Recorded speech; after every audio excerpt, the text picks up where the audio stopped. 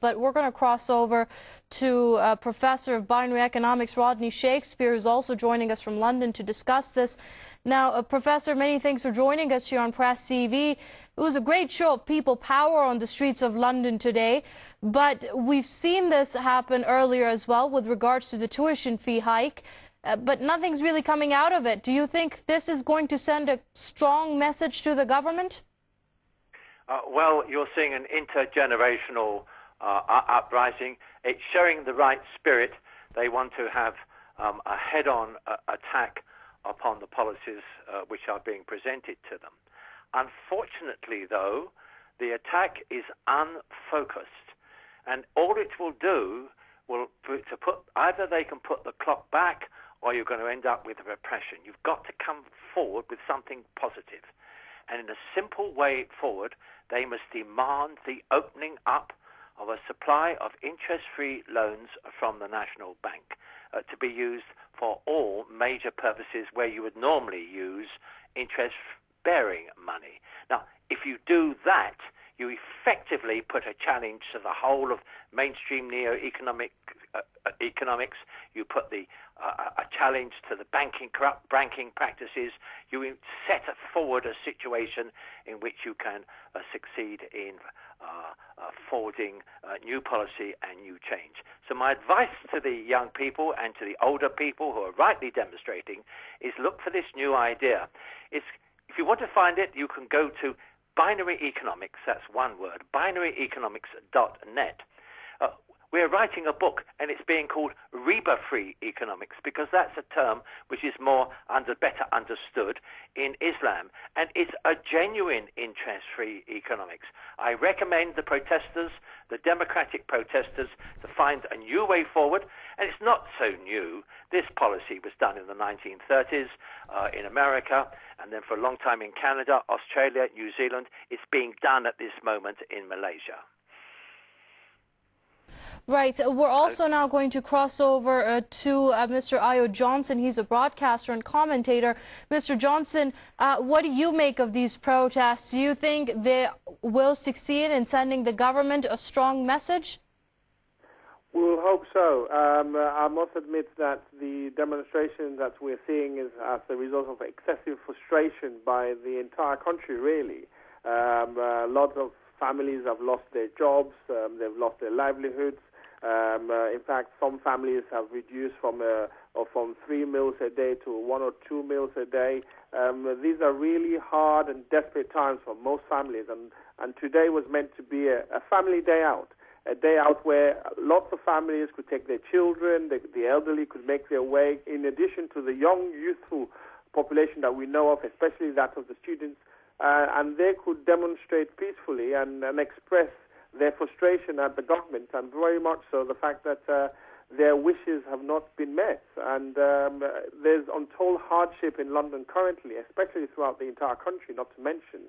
And what you find is the frustration being taken out, and it would appear that the police are out in their huge numbers, and it would appear that the students are willing to go toe-to-toe with them. But I think this just stems from excessive frustration, that people need jobs, and they need to be able to feed their families. And currently, people are losing jobs and losing their way of life, very much so.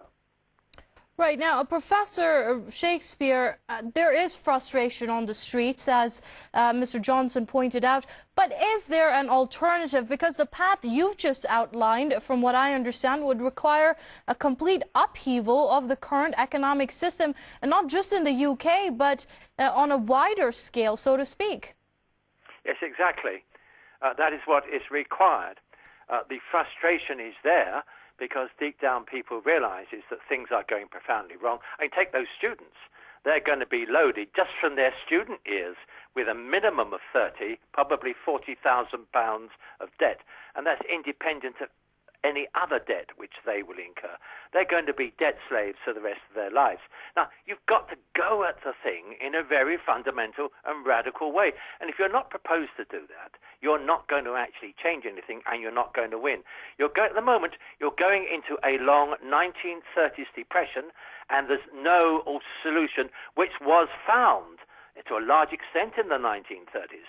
with the use of these interest-free loan supplies from the governments, and that was continued highly successfully in Canada, New Zealand, Australia. If you take Malaysia, their Putrajaya has been constructed with interest-free loans, the airport and the railway from the airport to Kuala Lumpur. Guernsey, for years, has had no national debt. I mean, we could use this mechanism to get rid of our debt. And yes, Kenise, you are quite right. It essentially represents a challenge to the whole system and a change to it. But isn't it time that our young people, instead of just protesting, came forward with a policy which is positive and can achieve their long-term aims? I say they should go for it. Right, but Professor, could a conservative-led government be even open enough to consider what you are talking about? I mean, look at what Margaret Thatcher brought to the UK. Any government can essentially be pressurized or forced because politics is politics. This is now a situation which is not just local to the UK. It's every single country, and that's what tells you when the paradigm or understanding of economic reality and the associated policies are completely and utterly wrong. And that's what is being felt, particularly by the young people, right the way throughout Europe, and it's starting to be seen in the UK. But they have to then go for that fundamental change in the system, a change which goes beyond the countries. That's what you're seeing in the Mediterranean or the Arab states at this moment, a recognition that it goes beyond any individual country into something much bigger. So yes, you're quite right, but whether a government, the answer is we have to either form a new party or pressurize the existing parties. But one must go for something fundamental or nothing will happen.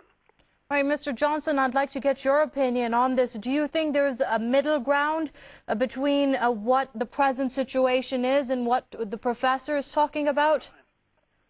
Well, the professor is talking about interest-free loans as a way of assisting and alleviating the pressure that people are currently feeling, from students to everyday human being in London who has a job, from lawyers to nurses and teachers. Yes, so I think it will be an excellent way forward, but the government is unlikely to go for that. I mean, I think they would maintain the status quo. They would try and see this coalition government between the Conservative and Liberal Democrats over their 5-year term, but the middle ground would be there isn't a middle ground as far as I can see. There will be continued frustration on the streets. There will be continued pressure on the government over a protracted period of time, and I do not believe that David Cameron would change his policies, but he will listen. And if the pressure continues, then he may change bits and pieces of it, but not fundamentally in the fashion in which the professor is being stated. I don't believe it will happen. But if they do not, if there's not a new policy coming forward, we're going to move on to essentially a situation in which things will get worse and governments will get much more repressive, and you're going to end up with a situation essentially like the 1930s. So people have got to take the lessons from history, take the positive measures which actually do lie in history, and find a new way forward. Otherwise, it's bad news for the population, and it may well be associated with highly repressive fascist measures as people object, as they're doing today. Let me just jump in here, Professor. I'm sorry to be interrupting you, but as Mr. Johnson pointed out, the people on the streets that are protesting, to them what's more important is having food on the table at the end of the day and to be able to go to a job and bring home money. Will they be able to look at the bigger picture and the long-term effects of the plan that you've just put forth? Well, it actually, can be quite short-term effects, because you see the plans and the operation can be put into being, or you're looking on a time scale of perhaps 3 to 6 months. I mean, you can get these things going, which was what they had to do in the 1930s, and which were then done for 20, 30 years in the countries I've mentioned, with great success. It is the only way forward. Any other way actually relies on increasing the amount of government debt, and of course if you do that, immediately the markets will try and throw the British pound out the window. You're in a situation where you have to find a new way forward, or you're in great big trouble. And at the moment, the government is just going on in the same old way, and the objectors are just protesting in the same old way. You can't go back. You've got to go forward. And you can't go back to borrowing lots of interest-bearing money. I mean, that makes the situation worse. Well, Professor, I think fundamentally the change you're talking about would mean that the economics that we've known, how governments operate, how commerce works, would have to fundamentally change. And I do not believe the city of London and those in the banks would be prepared to do so. I would only wish that it does happen, because the status quo cannot continue, because students are in excessive debts. Some of them up to £40,000 to £50,000, if not more, depending on which course you're talking about. Yes. And to mention that they're going to leave these courses and not necessarily be guaranteed a job. And for those who are in jobs, they're losing those as we speak. And of course, people have got huge mortgages. When we had the boom and bust time with Gordon Brown, people were taking huge amounts of mortgages. They're stuck with those mortgages. And so it's a very difficult time, combined with the fact that large swathes of civil servants are losing their jobs. It's a known fact. The councils across Britain have to cut costs by up to 30-40%. Some are losing up to about 40% of their workforce. They've got to save up to about 40-50 million in just one financial year. So the effect and the ramifications of some of the changes that we're talking about would affect not only those people who are losing their jobs, but also the services that they would otherwise offer in terms of frontline services to the general public. So everyone's going to suffer, and these sort of protests would have to continue in large numbers. Otherwise, the government's not going to change. But again, the professor's argument is a valid one.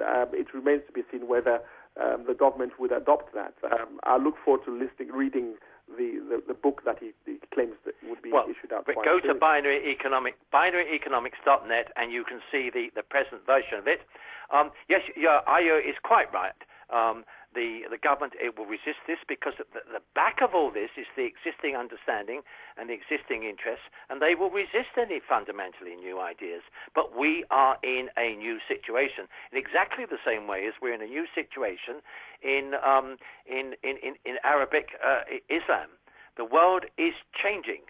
The Americans are choosing to go on the side of repression. Look at what they're up to in Egypt and Bahrain. The same with the Saudis. Either you come forward on the side of democracy or you don't. And the same way in the situation which this country is in, and France, Portugal, Spain, Ireland, and the USA, you have to come forward with a major new policy. If you don't, you are down. Yeah, but on the other hand, Professor,